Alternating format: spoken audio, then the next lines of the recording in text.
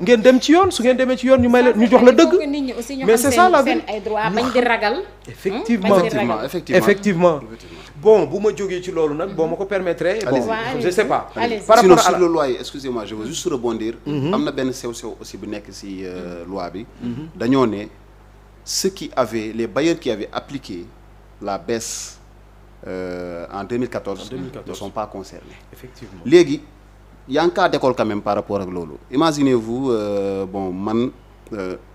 ma ñëw ma dëkk fenn j'ai habité après 2014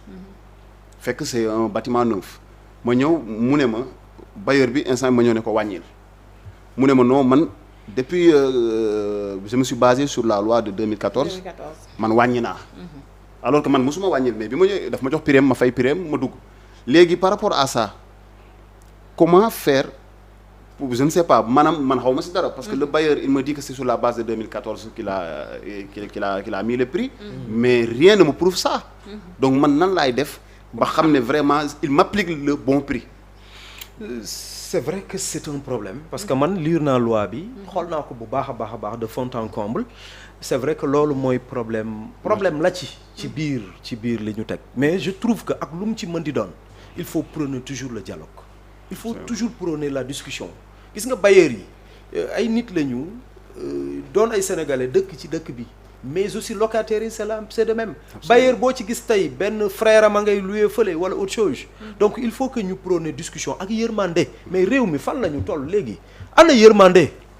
le président de la république am yërmande ci askanam am yërmande ci njabootam moo tax mu teg loi yëpp pour ñu wàññi dund bi wàññi location bi wàññi kii bi wàññi mais et cetera mais nit ñi yow kii la nga gën a jege nga xam ne ay at mu ngi louer sa biir kër di la fay nga xam ne daanaka moom fay na la nga tabaxe woon sa kër mais mënoo am ci kooku benn yërmande bu tuuti ça pose problème il faut prôner le dialogue et la discussion bu fekkee ne nit ki dëgër na bopp na nga yóbbu ko ci yoon parce que aussi yoon ñëpp la fi nekkal waaw beneen point bi c'est par rapport à la violence il faut que Sénégal nag ñu xam ni vraiment am réew violence musu ko développer musu ko doxal ak lu mu mën di doon pêcheurs yooyu ngay wax yu Guet Ndar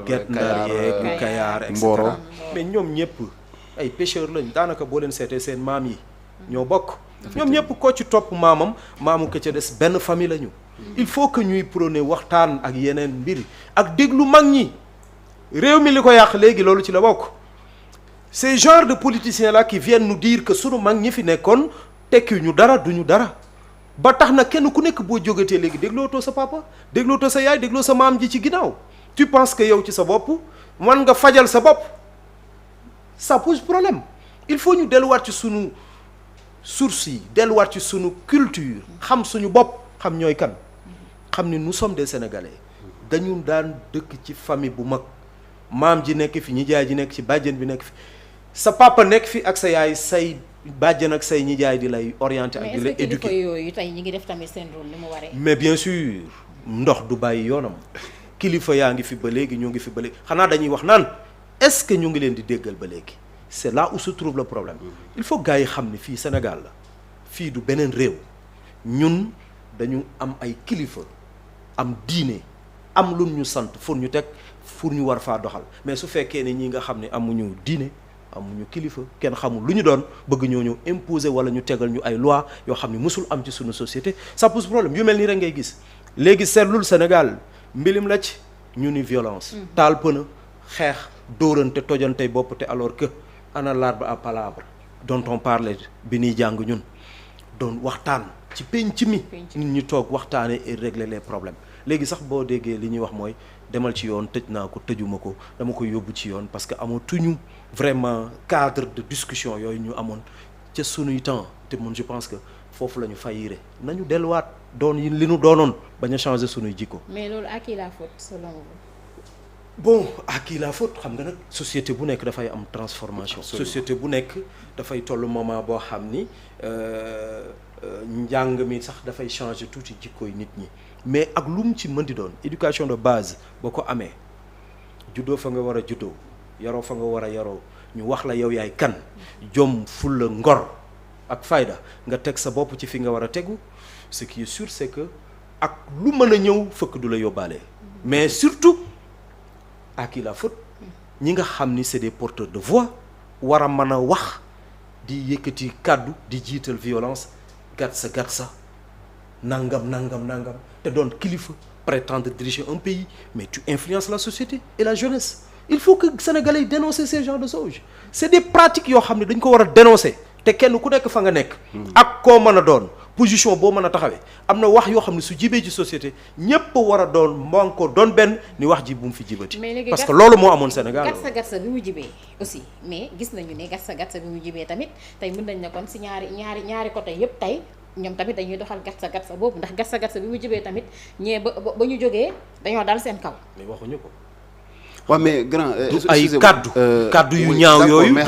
xam nga kaddu jóge ci ay kilifa maanaam dama bëgg du sax nit ki ko wax ou autre chose mais dama bëgg nit ñi xam ne kilifa dafay mat kilifa boo waxee ni man dama war a jiite réew mi da nga bëgg a wax ne Ousmane Sonko matul kilifa man day jàppe ma ko kilifa man du sama kilifa en tout cas du sama royukaay aussi ci benn côté bu man doon en toute sincérité parce que man dafa am lu may nawee nit jikko yu rafet ak ay valeur laay nawee nit Ousmane Sonko am jikko bu rafet gisuma ko ci moom man personnellement je dis gisuma ko ci moom gisuma ci moom benn jikko bu ma war a naw wala ma roy ko en toute sincérité laay wax c'est pas par rapport ak politique hein je parle par rapport ak nit ak moromam nit ki dama lay déglu di la suivre di la seetaan mais mënuloo wax benn kàddu bu mat bu commencé ba àgg te dugaloo ci violence woote ñëw leen ñu kii xeex nañ leen ci dal nangam woo nit ñi ci violence léegi société bi yàqu na daanaka en quelque sorte parce que mais fii nag képp ku fi nekk parti opposition yi noonu la ñuy waxee loolu commencé wul ci Ousmane Sonko c'est la première fois dans l'histoire du Sénégal bon écoutez man c'est la première fois dans l'histoire du Sénégal Rama moi je vais juste rebondir par rapport à ça nous sommes tous des témoins de l'histoire vraiment et les faits sont vraiment têtus président Macky Sall il a été opposant il s'est opposé l'opposant sa vocation c'est de s'opposer maintenant c'est la manière on va discuter de la manière mais c'est vrai Ousmane Sonko c'est lui qui a prôné le gatsa mais au-delà avant Ousmane Sonko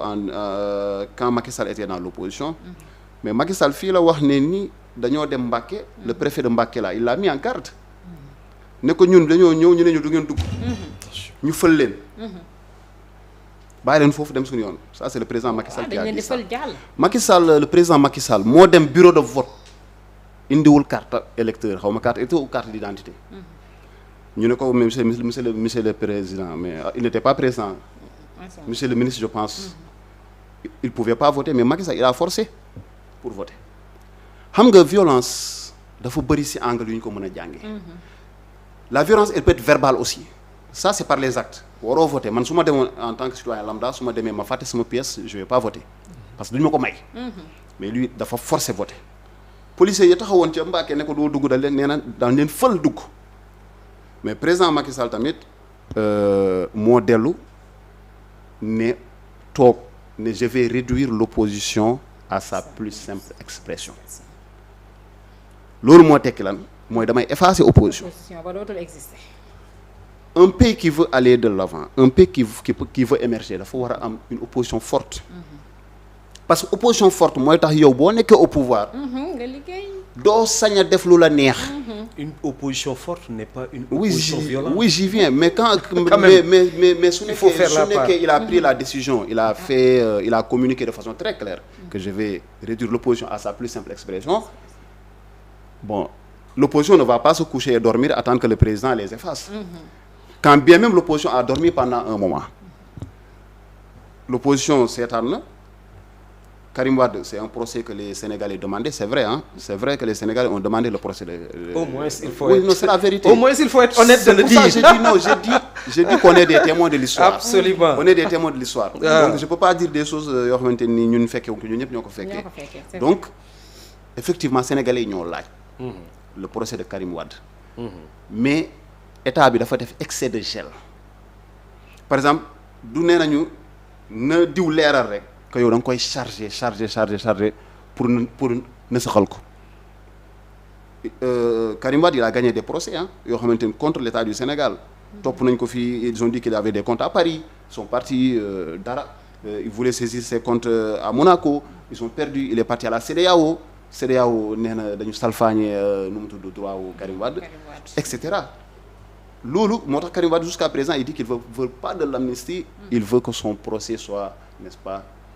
révisé et réorganisé donc loolu la bëgg donc pour dire quand même on a tous notre part de responsabilité moi c'est ce que je pense que ce soit de l'opposition ou du pouvoir aujourd'hui l'opposition a senti quand même une menace autour de la personne de Ousmane Sonko il faut faire confiance en la justice c'est très bien mais Khalifa Sall a fait confiance en la justice et il a fini en prison il a perdu ses droits Karim Wade peut-être il a fait je sais pas je dis entre guillemets pour Karim Wade je suis pas très sûr mais en tout cas parce que il paraît qu'il y a eu des protocoles il y a eu des discussions on sait pas comment ça s'est passé en tout cas il est parti au Qatar il se repose là-bas donc il annonce son retour incessamment personne ne sait quand est-ce qu'il va venir donc c'est un piège aujourd'hui Ousmane Sonko aussi il est dans son rôle de dire mais écoutez Kundo bin rey sa maam je sais comment on dit soo gisee lu ñuul daw donc Macky Sall on sait pas il avance on sait pas mais peut-être c'est Ousmane Sonko sa prochaine cible avant que ça n'arrive il a raison quand même je dis pas qu'il a raison d'appeler à la violence je dis pas qu'il a raison d'appeler à la violence il faut le répéter encore. non je le dis tout le temps ah oui moi je ne suis pas partisan de la violence ah oui je vais vous dire monsieur sant yàlla bon moi je suis pas partisan des gens voilà qui se jettent des pierres etc ça c'est moi comme vous avez dit l'éducation compte mais aujourd'hui dans nos écoles qu'est-ce qu'on nous enseigne on nous a supprimé l'éducation civique il paraît que le président a quand même invité n'est-ce pas à ce que l'éducation civique soit de nouveau réactivée dans les écoles. Je suis entièrement pour parce que moi je suis enseignant. Oui. Je sais ce que nous en notre temps le drapeau national mais c'était un symbole fort. Effectivement. Chaque matin à l'école la montée des couleurs on était tous là. Quand on rentrait dans les classes on était en rang. Quand on en sortait on était en rang. L'éducation morale n'est-ce pas le mensonge la vérité etc. on nous apprenait des valeurs fortes. Machallah mon frère. Je pense que ñoo bokk fu ñuy waxee bëgguma la dagg sax. Allez-y. mais vraiment je ne peux plus me tenir. parce que tout simplement voilà un pays foofu la ñu war a teg suñu réew mi ci jàng ak jàngale. teg ko ci éducation. teg ko ci ay valeurs nit ñi dañu war a xam ni nit ki soo prétendre diriger un pays ou diriger même une portion de un groupe de personnes da nga war a am jikko yu sut ñooñu mais su fekkee ni yow même l'enfant qui est à bas âge day gis sa ay erreur ci côté valeur ci côté jikko yu rafet ça pose problème may bëgg la wax benn affaire ak lu mu mën di doon le président de la République aussi day def politique même su fekkee c'est le président de tous les Sénégalais. Enfin. non si dafay def politique te il faut que ñu accepter ko ni sooy def politique nekk ci pouvoir bi mais du la tee di def politique nag aussi pour conserver le pouvoir. il faut l'accepter moo tax su waxee ni dina réduire opposition bi mais il est dans sa logique de politique c'est ça la vérité donc opposition bi ci seen bopp nañu fexe ba xam nga nit ki aussi bu yoree paakaam bi jub si la mais bu ko may occasion mu man laa dagg sa bopp teg fee ñoo ko may occasion bi ñi nga film ñëpp ñoom la du président de la République du gouvernement bi ñoom ñoo def li tax ñu toll foofu boo ma waxee waxu Karim Wade mais c'était une demande sociale ñëpp ni nañ ko poursuivre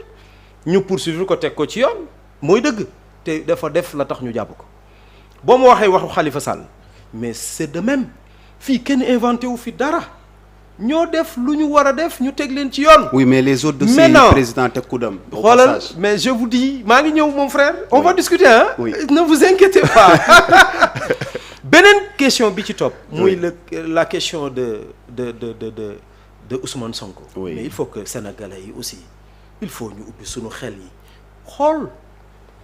Ousmane Sonko kenn fekk ko biir këram accusé ko de quoi que ce soit. c'est lui qui bavarde c'est lui qui parle trop.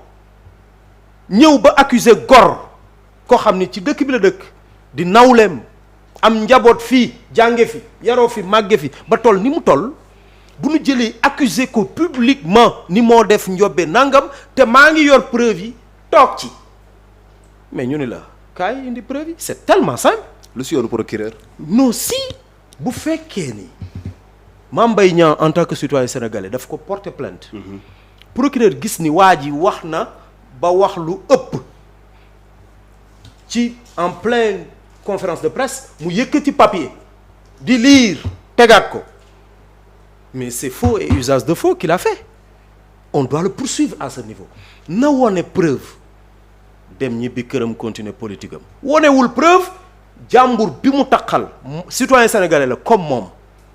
il faut sénégalais yi ubbi seen xët yi. mais yaakaaroon le procureur quand même. li ma bëggoon mooy ñu li muy wax nii dafa ànd ak élément bi nga xam ne moom moo war a jàll. donc dañu bëggoon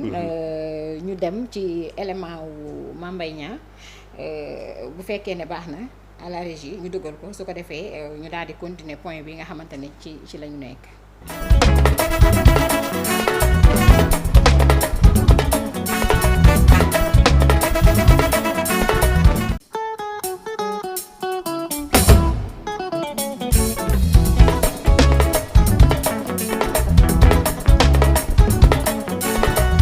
nee na amul problème léegi ñuy wax ay waxi rapport am na rapport man mi maa bind ni kaay leen ñu auditer Prodac parce que ci 8 mois lañ ma waxoon ci egg nañ ci 1 an buñ nee la dinañ def dara ci 8 mois mu egg 2 ans mais boo dee njiit di nga xool lu tax defuñu ko ci 8 mois nañ ko def ma bind sama collègue ministre des finances ne ko kaay xool parce que on parle d'ordre financier fay nañu fayuñu la ñuy wax kaay xool man dénkuñu ma xaalis mu yónni commission ñu audité jox ko rapport bi moom nee na assemblée jël na rapport bi jox ko fële mais nag combat politique bu ci amee ñu naan non lii lañ bind rapport bi mi ngi internet rapport koo xam ni day mel ni tey sa feuille bi nga photocopier ko rek bindoo ci sa tour signé woo ko man nga ko scanner léegi dugal daal ni l'entretien de Mame Mbaye Niang voilà mais ñu bëri ñu ngi naan rapport boobu lu taxoon nga gën koo précipité mooy yenn ci ay démêlés yi nga amoon ak ki jiite woon. non en réalité. la vérité mooy que rapport boobu kenn précipité wu ko sax parce que man 1 an avant may dem la 6 mois ba ma fa jógee la génn donc rapport boobu am na 9 mois am na 1 an et demi donc en réalité rapport boobu musul am. rapport bu la incriminé lañ la koy. kon rapport boobu moo nekk à l'origine ci le fait que ngeen jëlee ko woon foofu noonu. non ñu jëlee kan. mooy que fi jiite woon Prodac foofu jamono jooju. non man loolu bi muy am. xam nga man toog naa ci émission ak seen beneen naataango mu doon bruit Mame Mbaye jëlee na fi kii jëlee na fi kii man leen man dañ ma responsable moral la dañ ne ma lii nañ ko def nii man maa xayma samay xayma bopp ni mënatu fi nekk. raison yi ma amoon jox naa ko sama njiit di signé décret bi. mu nangul moo ni fay jóge ñu fal ñu teg keneen donc man encore une fois quand on n'est pas ordonnateur de dépenses ni administrateur de crédit ñi ngi wax 29 milliards mais man ba ma ba fay jóge décaissé wuñ sax 6 milliards est-ce que comprendre léegi nag bu amee yeneen considération politique ça c'est des combats politiques waaye xam naa ni que am naa matuk ak fituk nag xeex nag samay xeex politique. absolument nga may ma ñu desaat ci programme bi. allez-y terminé. tey jii nii boo yónni woon FBI mu ñëw di enquête programme bi sax duñ ma woo boo yónni woon IGE duñ ma woo am na ñu bari ñu jéem a créer confusion naan non rapport IGE du IGF la service la. ok d'accord ngeen ministre donc mais yooyu yëpp c'est des considérations politiques c'est un combat politique que man. mën naa ko assumer xeex ko ragaluma. sur le terrain est-ce que c'est également le cas bi am scandale foncier bi ñuy wax temps également tam ci assemblée nationale bañ taxawal mbirum commission. assemblée nee na amul problème léegi ñuy wax ay waxi rapport am na rapport man mi maa bind ni kaay leen ñu auditer Prodac parce que ci 8 mois lañ ma waxoon ci egg nañ ci 1 an buñ nee la dinañ def dara ci 8 mois. mu egg 2 ans mais boo dee njiit. di nga xool muy noonu élément boobu nag mooy élément bi nga xamante ne Mame Mbaye Niang moom ci boppam moo ci àddu doon séq waxtaan ak suñu benn naataango Cheikh ñu bàyyi la nga ñëw ci élément bi. si mën nañ ne ci loolu lañ doon débattre. donc procès Mame Mbaye Niang Ousmane Sonko moom da di procès bu compliqué quand même parce que suñu sukkandikoo si Mame Mbaye Niang sax diffamation bu amee Mame Mbaye Niang moo njëkk diffamé boppam man si sama gis-gis. parce que quand même dans un premier temps il a reconnu l'existence d'un rapport nee na par contre c'est pas un rapport boo xamante ni IGE moo ko def mais IGF. donc problème bi mooy voilà. IGE IGF. waaw donc nee nañu bon voilà dañ ko diffamé. moom loolu la toppee mais ñu bëri dañ ko vaar. xam nga aujourd'hui au Sénégal quand même même dans le monde booy wax benn affaire bon na la leer. et que nga constant parce que boo constant wu rek suba mën nañ la tegalaat la nga waxoon. peut-être mu waroo ak li nga wax tey. mais après plus tard on a vu Mame Mbaye Niang dire qu'il y a pas de rapport on peut pas sortir un rapport. donc bon léegi nag je voulais juste peut-être rebondir par rapport ak sunu invité sànq lu mu wax. que Ousmane Sonko a fait du bavardage. effectivement il a bavardé c'est vrai il en a parlé mais dafa am beneen affaire aussi bu am quand le procureur se mêle de l'affaire et que mu vise usage de faux et puis on commence à dire que le rapport n'existe pas ou bien le rapport est confidentiel ñii di ne c'est un rapport c'est pas un rapport c'est un pré-rapport léegi nag même si on a les éléments peut-être Ousmane Sonko il a toujours le rapport qu'il a hein, mais il va plus l'amener parce que su ko Cheikh Niass waxoon na ko fi. effectivement waxoon na ko fi ne Ousmane Sonko ay avocat am ñoo ko wax. du ko yóbbu parce que en fait loolu faux usage de faux moo gën a diis mooy gën a diis diffamation su boobaa. oui mon frère soyons sérieux na ma yàlla jéggal ah. ngeen baal ma mais man je ne suis pas d'accord avec ce que vous dites là. allez-y. mais c'est-à-dire Ousmane Sonko aussi le nœud du problème bi tax Mame Mbaye Niang yóbbu ko ci yoon. mais c'est la diffamation. c'est exact. et ñu wax ko ni ko amène les preuves mais dama ni même aux yeux des Sénégalais ak ñi ko bëgg nga xam ne ñu ngi koy topp te jàpp ni dañ koy bundu xatal bu amee rapport bi na ko yóbbu c'est-à-dire même buñ koy wax naan ko diffusion de dossier administratif du truc ou bien ñu koy wax faux et usage de faux mais yooyu yëpp ay détails la li ëpp solo mooy bu fekkee ni am na rapport bi muy wax mais mu yóbbu ko présenter ko pour wan sénégalais ni man kat bi ma toogee di wax di bavarder rek xam naa ni moom ba muy jàng moom maître am daaw ko duma ci bavarder en classe parce que il parle trop hein. mais trop de communication tue même la communication en tant que telle moo tax il faut que ñi koy xelal daal nañ ko wax ni na bàyyi wax ju bari ji parce que wax ju bari moom tabaxulum réew c'est des actes concrets mais politique ak ay actes concrets mooy tabax am réew. un leader dafay mel ni président Macky Sall. eh waay c'est ça la vérité. eh waay Samba lui il est concret hein. C'est un exécuteur. kooku mooy liggéey. mais tey naka nga gisee da nga wax ne un leader day mel ni président Macky Sall parce que déjà gis nañu ne moom dafa tekkaaral mën nañu ne mooy Birima mi ci benn baat bi bu waxee ren balaa waxati mooy déwén. waaw kilifa du bari wax. waaw léegi nag kilifa du rëy làmmiñ du bari wax. boo baree wax sax wax lu ëpp. Birima mi ci benn baat bi son excellence ñu ngi koy nuyu bu baax a baax de passage alors moom am nañ ñenn ñoo xam ne dañu gis ne tekkaaralam boobu ñàkk nawloo sénégalais yi la ñàkk respecté peuple bi parce que dëkk bi day toj nit ñi jaaxle moom mu ne parti ci ruxam toog du génn wax ak population. au contraire. tu vois même li fi xew ci nu mu tudd ci discours bi mu def à la nation discours à la nation bi mu ko defee. c'est en français c'était en français waxul ak sénégalais yi en quelque sorte kon moom xanaa moom ñi nga xamante ne les internationaux ñoom lay waxal mais pas les sénégalais. Kira. Moi je pense que respecter sénégalais yi mooy kilifa liñ la sant. di liggéeyal réew mi nga ne ca. te bañ a nekk ci les débats de la rue là waxtaan yoo xam ni amul bopp amul genn te jëmalewul réew mi fenn. man je pense que le président Macky Sall c'est un exemple de leadership boo xam ni képp ku prétendre diriger ce pays ou bien un autre pays. war nga xool ci moom ak doxalinam duggul ci benn détail kenn gisu ko ci dara lu ñàkk fayda luñ ko mën a xase au contraire mu ngi ci liggéeyal réew mi xoolal fi mu fekk réew mi ak fi mu ko yóbbu loolu moo war a doon le débat du fond bi ñu war a waxtaane fii ci Sénégal actuellement